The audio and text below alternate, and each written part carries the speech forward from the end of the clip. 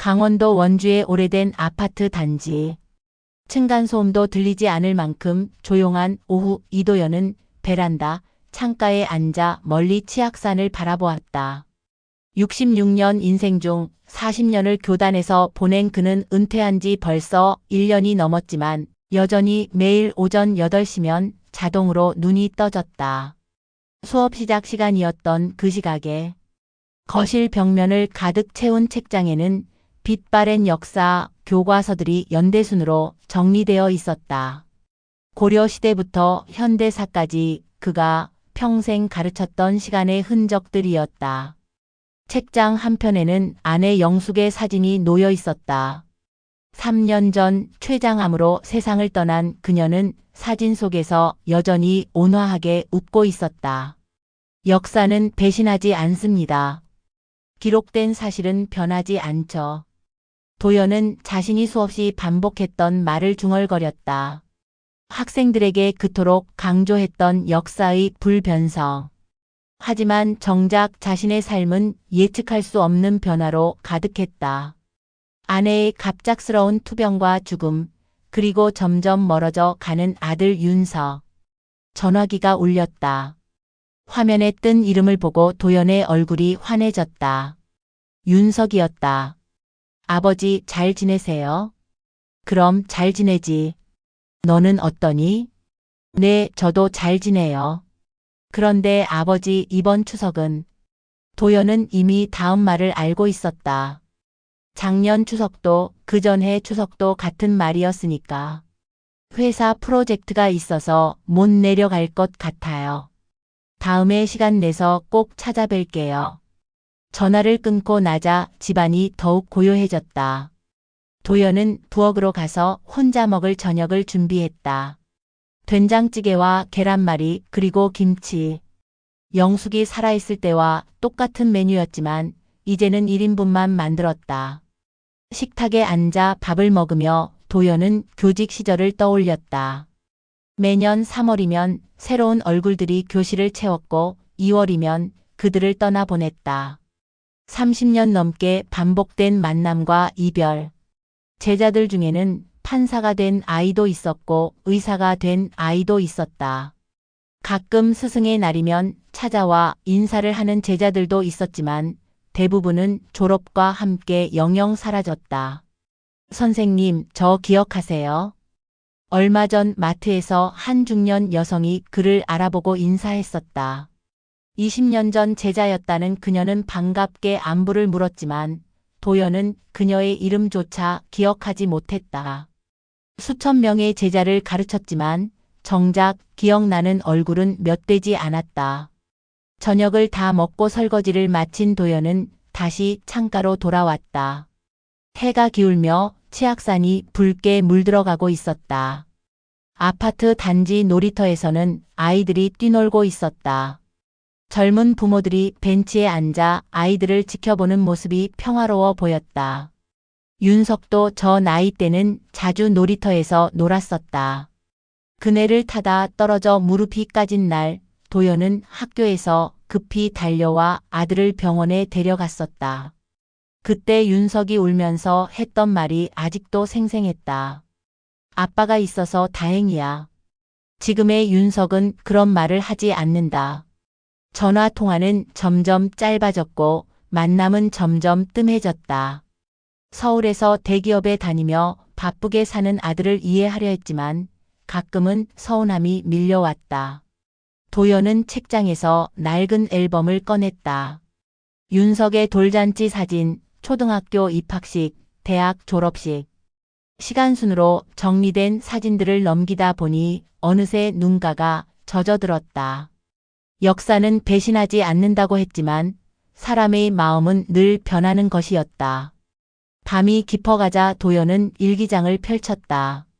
은퇴 후 시작한 일기는 이제 그의 유일한 대화 상대가 되었다. 오늘도 윤석에게 전화가 왔다. 추석에 못 온단다. 이해는 하지만 서운한 마음을 감출 수가 없다. 영숙이 있었다면 이런 적적함도 덜했을 텐데.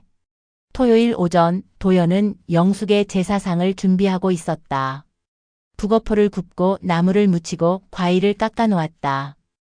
혼자 지내는 제사였지만 아내가 좋아했던 음식들은 하나도 빠뜨리지 않았다.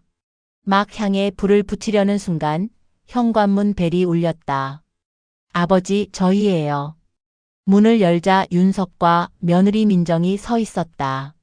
예고도 없이 찾아온 아들 부부를 보며 도연은 놀라움과 반가움이 동시에 밀려왔다. 아니, 온다고 연락도 없이. 어서 들어와라. 어머니 기일이라서 왔어요, 아버지. 윤석이 어색하게 웃으며 들어섰다. 민정은 과일 바구니를 들고 있었다. 도연은 급히 방석을 더 꺼내고 상에 수저를 추가했다. 오랜만에 가족이 모인 제사였다. 절을 올린 후 도연은 서둘러 점심을 준비했다. 갈비탕을 데우고 전을 부치고 김치를 꺼냈다. 민정이 부엌으로 와서 도우려 했지만 도연은 손사래를 쳤다. 아니야, 내가 할게. 너희는 앉아 있어. 식탁에 둘러앉아 밥을 먹는 동안 도연은 아들 부부의 얼굴을 찬찬히 살폈다. 윤석은 더 야위어 보였고 민정은 평소보다 화장을 진하게 한 것 같았다. 뭔가 말하고 싶은 게 있는 듯 서로 눈치를 보는 모습이 역력했다. 요즘 회사는 어떠니? 네, 그냥 바빠요. 대화가 어색하게 끊겼다. 민정이 윤석의 팔을 슬쩍 찌르는 게 보였다. 윤석이 헛기침을 하더니 입을 열었다. 아버지, 사실 오늘 온 건 드릴 말씀이 있어서예요. 도연은 젓가락을 내려놓고 아들을 바라봤다. 불안한 예감이 스쳤다. 저희가 이번에 카페 창업을 준비하고 있어요. 민정이 밝은 목소리로 말을 이어받았다. 요즘 회사 생활이 너무 힘들어서요. 자영업으로 전환하려고 해요. 성수동에 괜찮은 자리를 찾았는데 보증금이랑 인테리어 비용이 얼마나 필요한데? 도연의 목소리는 담담했다. 민정이 윤석을 보며 눈짓했다. 전체적으로 한 1억 5천 정도. 저희가 모은 돈이 5천이라서 나머지 1억만. 1억? 도연은 숨을 깊게 들이쉬었다. 평생 모은 연금 적금이 1억 2천이었다. 그것은 영숙과 함께 노후를 위해 아껴 모은 돈이었다. 아버지 연금 적금 있으시잖아요. 잠깐만 빌려주시면 카페가 자리 잡으면 바로 갚을게요. 민정의 말투는 당연하다는 듯 했다. 도연은 창밖을 바라봤다. 치악산이 흐릿하게 보였다. 그 돈은 내 노후 자금이란다. 아버지는 연금도 나오시잖아요. 그리고 이 집도 있으시고. 저희는 지금 전세라서 불안해요. 카페만 성공하면 아버지도 편하게 모실 수 있어요. 민정의 말에 윤석이 고개를 숙였다. 아들은 한마디도 거들지 않았다. 생각해 볼게. 도연의 대답에 민정의 표정이 굳어졌다. 아버지, 저희가 얼마나 어렵게 결정한 건지 아세요? 윤석이도 매일 야근에 시달리고 저도 회사에서 스트레스 받고 이번이 기회예요. 그래도 갑자기 1억이라니. 아버지는 혼자 사시잖아요. 그렇게 큰 돈이 왜 필요하세요? 민정의 말에 도연은 가슴이 찔리는 듯 했다. 혼자 산다는 말이 이렇게 아플 줄은 몰랐다. 민정아. 윤석이 작은 목소리로 아내를 제지했지만 민정은 멈추지 않았다. 솔직히 말해서 그 돈 가지고 계셔봤자 뭐해요? 나중에 돌아가시면 결국 윤석이한테 갈 건데 지금 미리 주시면 저희도 살고 아버지도 보람 있으시잖아요. 도연은 천천히 일어섰다. 다리가 후들거렸지만 내색하지 않았다. 오늘은 그만 얘기하자. 너희도 피곤할 테니 집에 가서 쉬어라. 아버지, 제사 음식 좀 싸줄게. 가져가라. 도연은 부엌으로 가서 음식을 담기 시작했다. 손이 떨려 그릇을 놓칠 뻔했지만 꾹 참았다. 거실에서 민정의 짜증 섞인 목소리가 들렸다. 어휴, 답답해 죽겠네. 현관문이 닫히는 소리가 들렸다. 도연은 부엌에 서서 한참을 움직이지 못했다. 영숙의 사진이 제사상 너머로 보였다. 아내는 여전히 온화하게 웃고 있었지만 오늘따라 그 미소가 슬퍼 보였다. 밤이 되자 도연은 통장을 꺼내 들었다. 1억 2,300만 원. 숫자를 보며 영숙과 함께 했던 약속을 떠올렸다. 여보, 우리 노후엔 제주도에 작은 집 하나 구해서 살아요. 받아보면서 그 꿈은 이제 혼자만의 것이 되었다. 그리고 오늘 아들마저 그 꿈을 빼앗으려 하고 있었다. 도연은 통장을 서랍 깊숙이 넣고 불을 껐다. 어둠 속에서 영숙의 빈자리가 더욱 크게 느껴졌다. 새벽 2시 도연은 잠을 이루지 못하고 침대에 누워 있었다. 낮에 있었던 일이 자꾸만 머릿속을 맴돌았다. 화장실에 가려고 일어났다가 거실에서 들리는 소리에 발걸음을 멈췄다. 윤석과 민정이 돌아온 것이었다. 빨리 열어봐. 민정의 목소리였다. 서랍 여는 소리, 무언가 뒤지는 소리가 들렸다. 도연은 방문 뒤에 서서 숨을 죽였다. 통장은 없네. 아마 방에 두셨나 봐. 낮에 표정 봤잖아. 안 줄 것 같던데. 윤석의 한숨 소리가 들렸다. 그래도 아버지인데. 아버지? 1년에 몇 번이나 찾아왔어? 솔직히 말해봐. 우리가 안 오면 혼자 외롭게 지내실 뿐이야. 그런데 왜 그렇게 돈을 움켜쥐고 있는지 모르겠네. 도연은 가슴이 무너지는 것 같았다. 며느리의 말은 날카로운 칼처럼 심장을 찔렀다. 어차피 아버지 연세도 있으시고 오래 사실 것도 아니잖아. 지금 우리한테 투자하는 게 맞지. 나중에 요양원 가시면 그 돈도 다 들어갈 텐데. 민정아, 그런 말은 뭐가 잘못됐어? 현실적인 얘기잖아. 너희 아버지 고집 좀 어떻게 해봐. 집도 팔면 3억은 나올 거야. 그럼 우리 강남에 아파트도 살 수 있어. 집까지 팔라고? 그럼 혼자 이 큰 집에 살 필요가 뭐가 있어? 작은 원룸으로 옮기시면 되지. 어차피 혼자잖아. 도연은 더 이상 듣고 싶지 않았다. 조용히 방으로 돌아와 침대에 앉았다. 손이 떨렸다. 평생 역사를 가르치며 수많은 배신의 이야기를 전했지만 자신이 그 주인공이 될 줄은 몰랐다. 이명박의 하극상, 광해군의 폐위, 연산군의 폭정.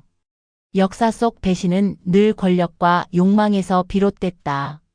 그런데 자신의 아들과 며느리도 다르지 않았다.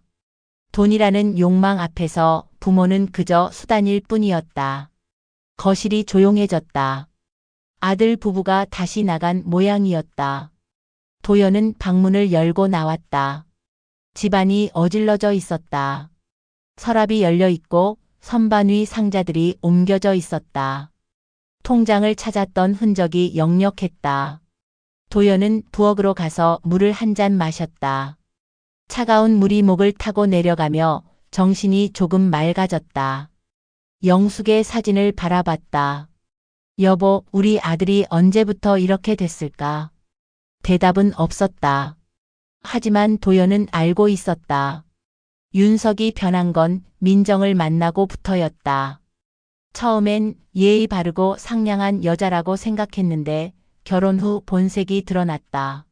명품 가방, 비싼 옷, 외제차. 물질적 욕망에 사로잡힌 며느리는 윤석마저 변하게 만들었다.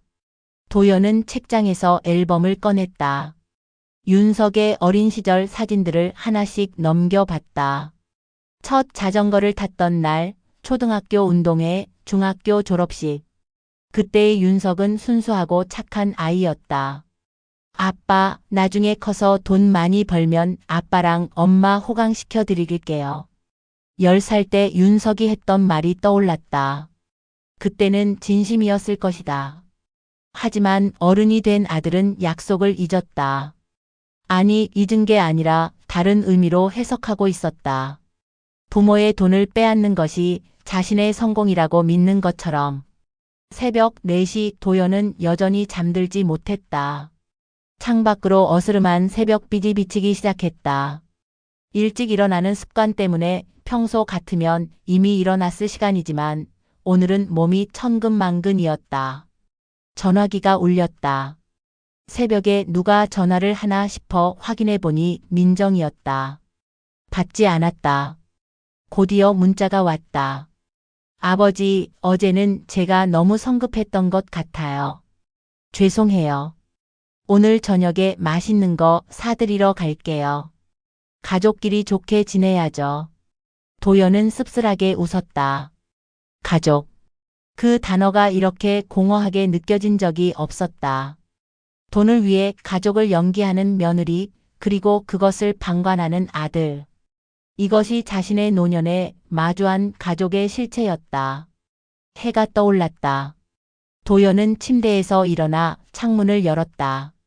차가운 가을 공기가 폐부 깊숙이 들어왔다. 치악산이 아침 햇살에 붉게 물들어 있었다. 문득 교직 시절이 떠올랐다. 마지막 수업 시간 학생들에게 했던 말. 역사를 공부하는 이유는 과거의 실수를 반복하지 않기 위해서입니다. 하지만 인간은 늘 같은 실수를 반복하죠. 욕망 때문에. 이제 도연은 그 말의 진정한 의미를 깨달았다. 자신도 같은 실수를 반복하고 있었다. 아들에 대한 미련과 기대를 버리지 못하고 계속해서 상처받고 있었던 것이다. 도연은 결심했다. 더 이상 이런 관계에 매달리지 않기로. 서랍에서 통장을 꺼내 들었다. 이 돈은 영숙과의 약속이자 자신의 존엄을 지키는 마지막 보루였다. 누구에게도 내어줄 수 없었다. 며칠간 잠들지 못했다. 아들 부부의 속삭임이 귓가에서 맴돌며 도연을 괴롭혔다. 평생 역사를 가르치며 인간의 배신을 수없이 다뤘건만 정작 자신이 그 한복판에 서게 될 줄은 몰랐다. 도연은 습관처럼 시립도서관으로 향했다. 조용한 열람실에서 펼친 책장 속에서라도 마음의 평정을 찾고 싶었다.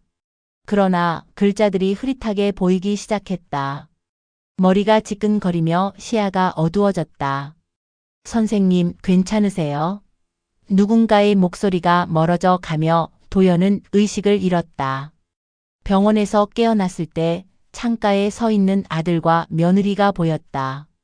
반가움보다는 걱정이 앞섰다. 과연 자신을 위해 온 걸까? 아버지, 많이 놀랐어요. 혈압이 많이 올라가서 쓰러지신 거래요. 윤석의 목소리에는 미안함이 섞여 있었다. 하지만 민정의 표정은 달랐다. 뭔가 계산하는 듯한 시선이 도연을 불편하게 했다. 의사는 스트레스와 수면 부족으로 인한 일시적 현상이라고 했다. 하지만 나이를 고려해 며칠 더 입원해야 한다고 덧붙였다. 도연은 고개를 끄덕였다. 사실 집에 혼자 있는 것보다 병원이 더 편했다. 그날 밤 병실 복도에서 들려온 대화는 도연의 마지막 희망마저 무너뜨렸다. 오래 간호하기는 힘들어요. 요양원에 보내는 게 낫지 않겠어요? 민정의 목소리였다. 하지만 아직은. 윤석이 망설이며 말했다.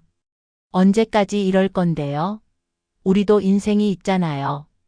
게다가 아버지 집 팔면 좋은 요양원에 보낼 수 있어요. 도연은 담요를 머리까지 덮어쓰고 눈을 감았다. 마치 관 속에 누운 기분이었다.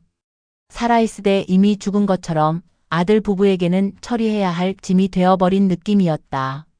새벽녘 창문으로 스며드는 차가운 공기를 맞으며 도연은 결심했다.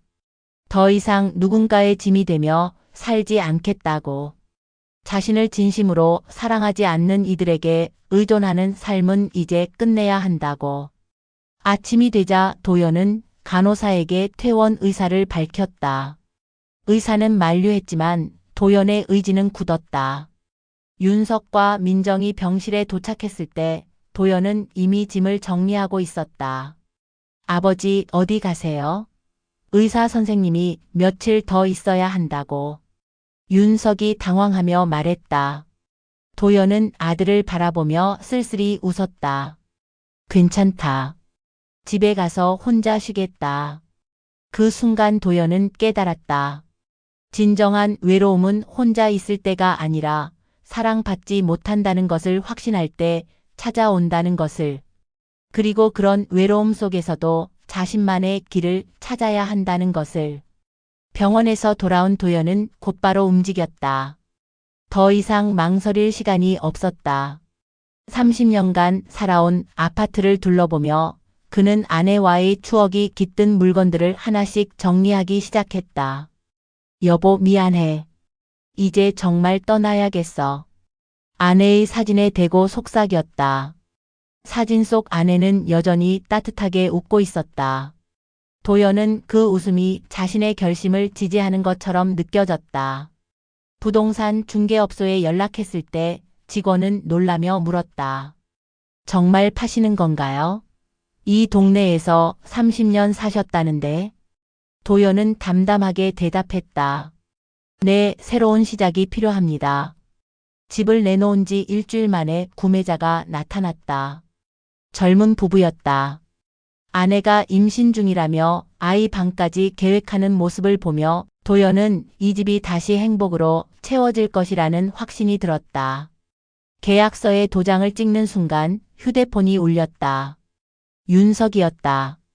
아버지, 집을 팔으신다고요? 갑자기 왜? 목소리에는 당황과 분노가 섞여 있었다. 강릉으로 이사 간다. 도연은 짧게 말했다. 강릉요? 아는 사람도 없는데 왜 거기로? 바다가 보고 싶어서. 전화 너머로 민정의 목소리가 들렸다.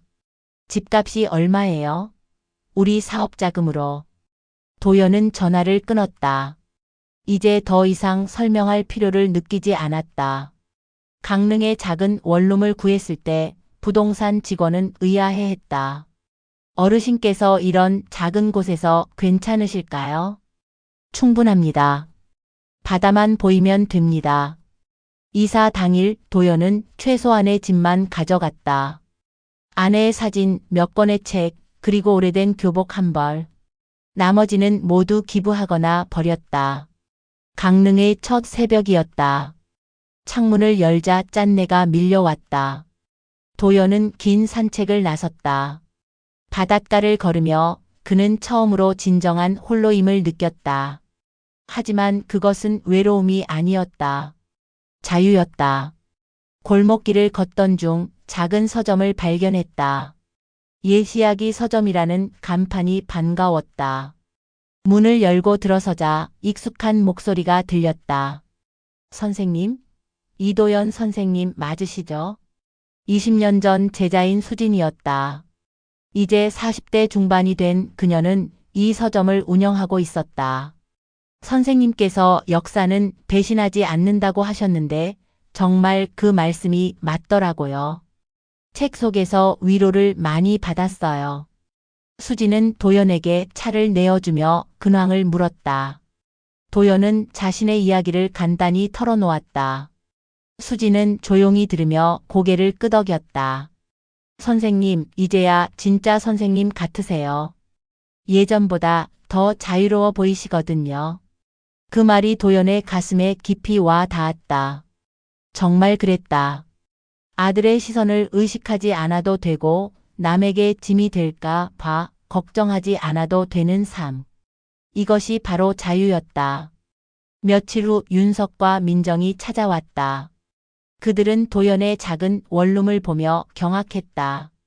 아버지, 이게 뭐예요? 이런 곳에서 어떻게 사세요? 민정이 코를 찡그리며 말했다.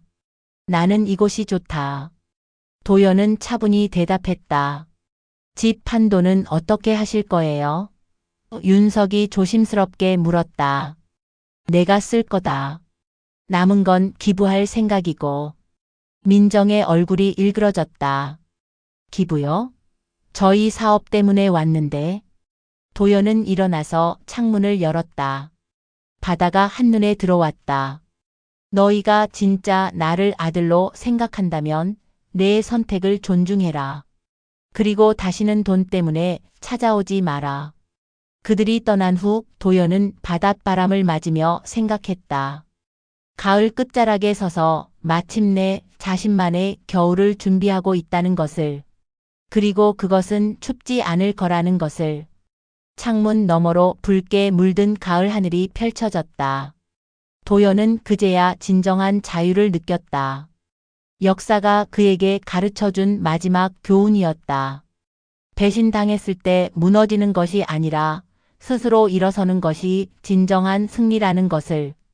영상이 좋았다면 구독과 좋아요 꼭 눌러주세요. 시청해주셔서 감사합니다.